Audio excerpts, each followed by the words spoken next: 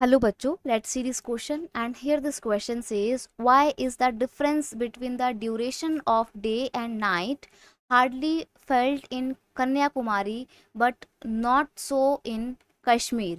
Question आपसे बोल रहा है कि डे एंड नाइट का जो ड्यूरेशन होता है उसका डिफरेंस बहुत ही कम फील होता है कन्याकुमारी में, लेकिन कश्मीर में वो डिफरेंस बहुत कम फील नहीं होता है बल्कि ज़्यादा फील होता है।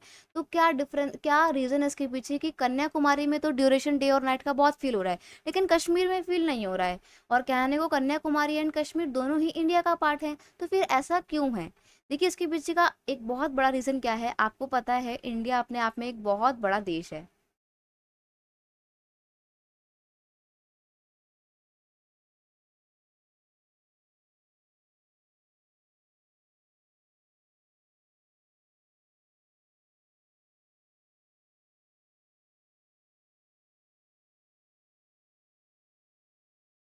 ये पूरा इंडिया का मैप यहाँ पे मैंने बनाने की कोशिश की है। ठीक है, अब अगर हम देखें तो कन्याकुमारी कहाँ लाया करता है, यहाँ पे, इधर इस पॉइंट पे लाई करता है कन्याकुमारी।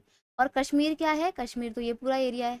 तो यहाँ पर आप देख रहे हो दोनों के बीच में कितना ज़्यादा डिफरेंस है, लैंड वाइज भी कितना डिफरेंस है। अब अगर हम बात करें वर्ल्ड के मैप की, इनफैक्ट अगर हम ग्लोब देखें तो ग्लोब में इक्वेटर कहाँ से निकलती है, बिल्कुल सेंटर से। तभी तो वो अर्थ को, ग्लोब को टू हेमिस्फेयर में डिवाइड करते हैं, नॉर्दर्न हेमिस्फेयर और सदर्न हेमिस्फेयर। इंडिया लाया करता है नॉर्दर्न हेमिस्फेयर में। ठीक है, इंडिया की लोकेशन कुछ इस तरीके से है। तो आप देख रहे हो कश्मीर आपका इधर पड़ेगा कहीं पे और कन्याकुमारी पड़ेगा इस साइड में। तो जो कन्याकुमारी है वो इक्वेटर से काफी पास में है, और इक्वेटर के आसपास का जो एरिया है यहाँ पर दिन और रात का जो ड्यूरेशन है उसमें डिफरेंस बहुत ज़्यादा फील नहीं होता है।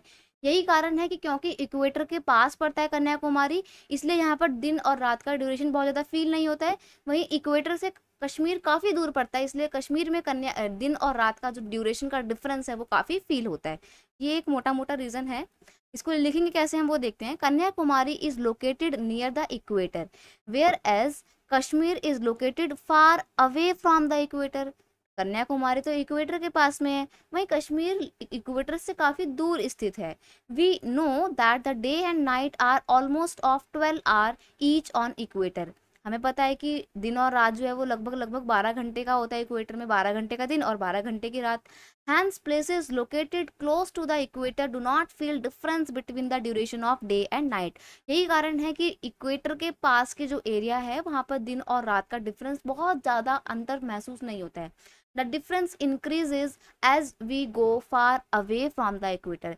जैसे जैसे हम इक्वेटर से दूर जाते जाते हैं, जैसे जैसे हम इक्वेटर से दूर जाएंगे ना, इतना दूर जाएंगे वहां पे उतना ही हमारे को दिन और रात का डिफरेंस फील होगा।